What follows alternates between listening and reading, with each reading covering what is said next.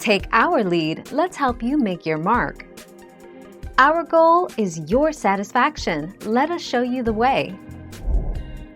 Royal icing is the edible glue or mortar that holds a gingerbread house together and can be used to make fancy sugar decorations.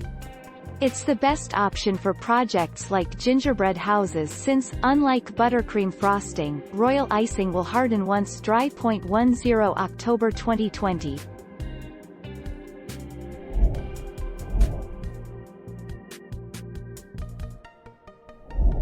Let's help you make your mark. Allow to cool overnight. Let the gingerbread cool completely on a wire rack, then put the pieces in a Tupperware box between layers of baking paper.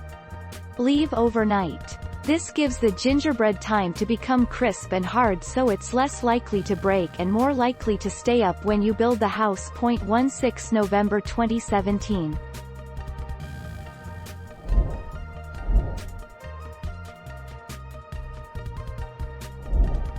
Take our lead. Covering it at night with plastic wrap seals out moisture, dust, bugs, and other errant inedibles.